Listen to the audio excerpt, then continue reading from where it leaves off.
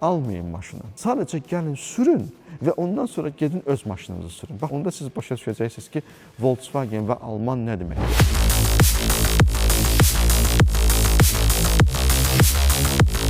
Və adam düşən dedi ki, mən heç vaxt təzə Volkswagen sürməmişdim. Dedim, bu təzə deyil, bu 100 min probekdə olan Volkswagen. Vəbşə dəli oldum.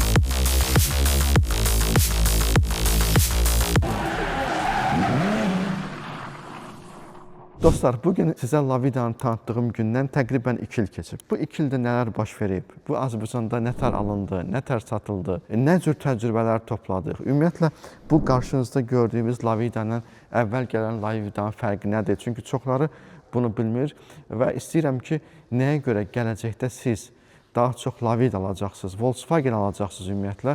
Bu haqda sizə bu videoda danışacağım. İlk öncə gəlmək istəyirəm Lavida, bu qarşımda gördüyünüz Lavida ilə Lavida XR arasındakı fərq. Deməli, təqribən 2 il bundan öncə biz ilk dəfə Lavida XR gətirdik. Nəyə görə Lavida XR? Lavida XR bunun kompakt formasıdır. Həm uzunlamadan balacadır, həm enindən balacadır. Amma mühərrik, korobka, xadavoy hamısı demək olar ki, eyni şeydir. Yəni, zapçasda bir dəyişiklik yoxdur. Salonda dəyişiklik var. Salonda biraz daha geniş və fərqli bir interyer var. Amma mühərrik və korobka eynidir. Bu əsas faktordur. Çünki gələcəkdə eyni ehtiyaclarından istifadə eləmək. Nəyə görə biz əvvəlcə XR gətirdik? Çünki, dostlar, əgər ki, səhv eləmirəmsə, ilkin qiymət 29 min manat idi, təzəsinin qiyməti. O zaman bu maşından da gətirmək olurdu, amma biz bunu gətirmədik. Deyim, nəyə görə gətirmədik? Çünki bu avtomobil o dövrdə 36 min manata gəlib çıxırdı Bakıya və yalan olmasın, bəlkə də 1000 adam mənə bunun videosunu atdı ki, mən bunu istəyirəm, biz də bunun qiymətini dedik. Adamlar dedilər ki, bu bizim üçün çox bahadır, biz bunu ala bilmərik. Yəni, hətta o 1000 nəfərdən biri belə gəlib bunu zakaz eləmədi. Bu da onu sübut edir ki, biz nə istədiyimizi bilmirik. Nəyə görə bilmirik nə istədiyimizi? Çünki bizim pulumuz yoxdur. Pulumuz olsa belə, yenə də nə istədiyimizi bilmirik. Çünki biz sadəcə ona baxırıq ki, mən bundan xoşum gəldi. Pulun deyirsən, adam çəkilir. Motorun deyirsən, adam çəkilir. Korobkasını deyirsən, adam çəkilir. Bu nəyə göstərir? Deməli, biz seçim eləyə bilmirik. Nə başımız ağrıdım, birinci XR gəldi və onlar hamısı satıldı. Sonra yenidən gəldi, yeni də satıldı. Sonradan biz bunu gətirdik. Lavida L. Lavida XR yox, Lavida L. Bir də onu deyim ki, adlara çox ilişməyin. Adlar ola bilər ki, çox-çox fərqlilik göstərsin. Məsəl üçün, bəzən ola bilər ki, Lavida L yox, elə sırf Lavida olsun və yaxud da ki, Bora olsun və yaxud da ki, Jetta olsun. Məlumat üçün deyim ki, bu avtomobillər Bora, Jetta və Lavida, bunlar üçü də eyni şeydir.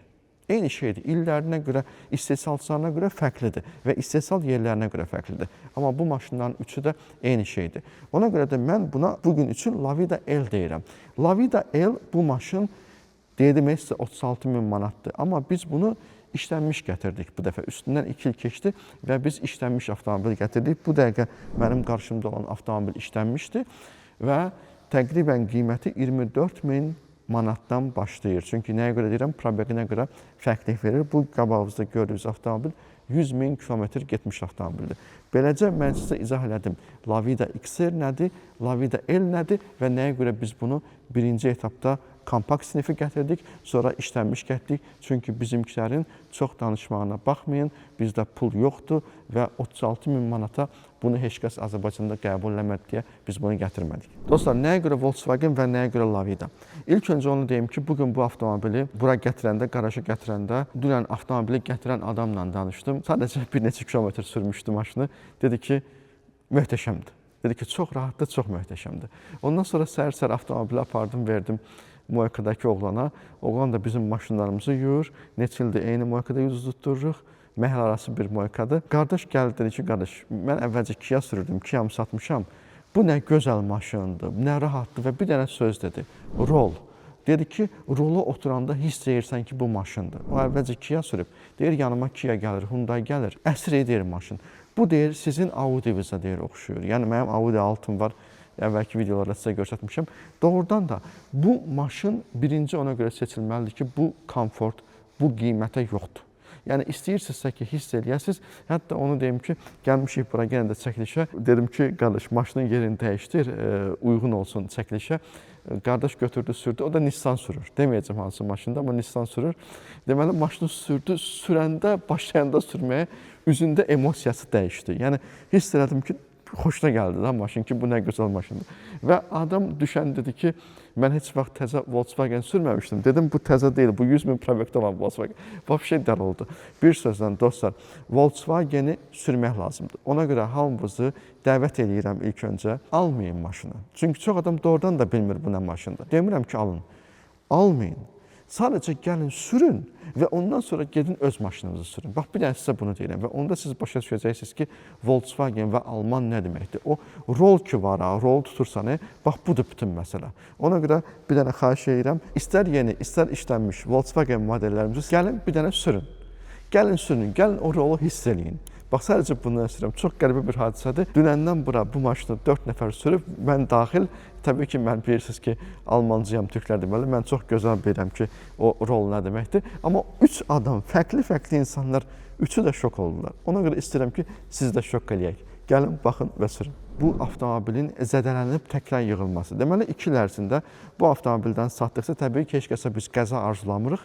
Amma bəzi sürücülər var ki, xamlıq ucbatından, nətər deyim, belə sürət sevməyə ucbatından çoxlu qəza elədilər. Çoxlu qəza elədilər, bir qəza eləmədilər. Yəni, bəzən biz özümüz də qalmışıq məəttəl ki, bu adam niyə qəza eləyir bu qədər? Yəni, qəribə bir şeydir. Dostlar, elə maşın var ki, 2 ildə 6 dəfə avariya düşdü. 2 ildə 6 dəfə. Və biz bu avtomobili təzədən yığdıq və eyni zamanda bugün gətirib avtomobili sizin qabağınıza qoysam, siz deyərsiniz ki, elə bu təzə avtomobildir. Yəni, sözümün canı nədir? Bu Volkswagen ona görə də yaxşı bir maşındır ki, qəza olsa belə biz bunu yığa bilirik. Əgər ki, siz müxtəlif mediada, TikTokda və yaxud da ki, Instagramda və yaxud da ki, YouTube'da görürsünüzsə, hər gün Kitay maşınları ilə bağlı bir video paylaşılır ki, vuruldu və getdi metallama, vuruldu və getdi metallama, yəni ki, ölüxanaya deyək. Çünki nəyə görə bu gedir ölüxanaya? Bu maşınları təkrar yığmaq olmur. Xəta dalınca xəta verir. Amma Volkswagen elə deyil. Bu avtomobilləri təkrar yığa bilirik və biz öz təcrübəmizdə, son 2 illik təcrübəmizdə gördük ki, nə qədər vururuqsa, o qədər də düzəldə bilirik və bu nə deməkdir? Mənim dediyimin təsdiqləyir bu.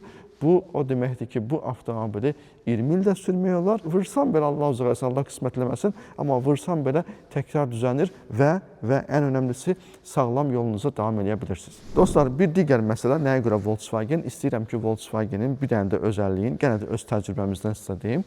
Deməli, bu avtomobillər 2 ilə yaxındır ki, satılır və bu avtomobillər dəyərini itirmir. İlkin etapda biz 29.000-29.500 manata satdığımız avtomobillər tam 2 ildən sonra 20.000, 30.000, 40.000, 50.000 probektə 26.000, 26.500 və 25.500 manat qiymətlərinə satılır. Bu yaxınlarda hətta bizim özümüzün firmada sürdüyümüz maşını bir müştəri gəldi, dedi ki, mən bunu almaq istəyirəm və biz təbii ki, ona verdik, o avtomobili getdi. Yəni, biz satırdıq onu 29.500-ə, adam gəldi 2 ildən sonra avtomobili aldı bizdən 27.000 manata. Bu o deməkdir ki, gəlin bir dənə hesablayaq. Hesablayaq görək ki, bu qiymət bizə nə verir? 24 ay və itki 2500 manat təzə maşında. Bu təqribən kobud götürürəm, ayda 100 manat edir. Siz belə bir avtomobil tapa bilərsinizmi ki, o avtomobil təzə olsun və sadəcə ayda 100 manat itirsin, 2 ildən sonra da rahatlıqla satıla bilsin. Bax, o avtomobil Volkswagen'dir və biz öz təcrübəmizdə artıq bunu 4-cü dəfə yaşayırıq ki, təkrar satışda hər aya 80 manatdan 100 manata qədər itki olur. Məsəl üçün, götürək bu avtomobili. Əgər ki, biz bu avtomobili bugün satırıq, tutaq ki, 24.500 manata. 2023-cü ilin avtomobili 24.500 manata, düzdür? Adam istədi 2 ildən sonra bunu satsın. O satacaq bunu 21.500 manata ya da ki, 22.500 manata. Bunu satmayacaq 15.000 manata, düzdürmü? Və belə çıxır ki, bu genəldə aylıq xərci 100 manat, lap olsun 150 manat, 120 manat olsun. Yəni ki, bu o deməkdir ki, bu avtomobil öz qiymətini və dəyərini qoruyur və biz bunu öz təcrübəmizdə qazandıq və bunu sizinlə paylaşmaq istəyirəm ki, bu da bir tərəfdən bizim büdcəmizi qoruyur. Üçüncü məsələ bu avtomobilin xərci ilə bağlıdır. Dostlar, təqribən 100.000 kilometrə qədər sürmüşük avtomobili. Elə avtomobil var ki, sıfırdan bizdə olub və onu 100.000 kilometrə qədər sürmüşük. Hər avtomobildə heç bir detal dəyişilməyib. Bu avtomobilin, bu mühərrikin əvvəlcə qeyd etmişdim, 300 min, 400 min və korobkasının da 300 min, 400 min ömrü var. Bu onu göstərir ki, bu avtomobil nə qədər uzun illər sizə xidmət edəcək və az xərclə xidmət edəcək. Bir dənə mənim videomu götürüb paylaşıblar bir yerdə. Təsadüfən bir videonun altında bir şərh gördüm. Biri yazıb ki, bu qardaşın fəhlə təfəkkürü məni öldürüb. Bu qardaşı Volkswagen-dən tanışıram. Deyir ki, bunun fəhlə təfəkkürü məni öldürür. İlk öncə fəhlə olmaq pis şey deyil. Buradan bütün öz əməyi ilə halal qazanan kişilərə salam olsun. İkinci bir məsələ, bəlkə də bunu yazan qardaş İngilis kraliyyət ailəsi zadəganlarındandır və ömür boyu Rolls-Royce sürüb. Mənim xəbərim yoxdur. Əgər elədirsə, onun haqqında danışmıram. Mən Azərbaycan xalqı üçün danışıram və məhz o öz əməyi ilə pul qazanan kişilərdən danışıram ki, o kişilər yaxşı maşın sürsün və əməkləri qarşılıqsız qalmasın, pulları itməsin deyə bu Volkswagen-dən danışıram.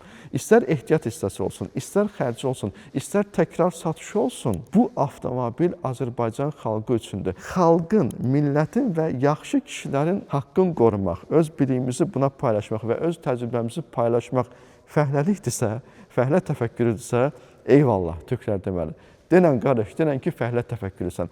Amma istər ehtiyat hissəsi olsun, istər uzun ömürlü olsun, istər yoldakı zövqlü olsun, istər büdcəni qorumaq olsun, bundan o tərəfə maşın yoxdur. Bunu sizə, sizin dediyinizdə fəhlə təfəkkürlü insan deyir. Sağ olun. 2 il bundan öncə təqribən mən bunun ehtiyat hissəsi haqqında danışdım, amma üzü qara olsun, nə bilim, nə rəngi olur olsun.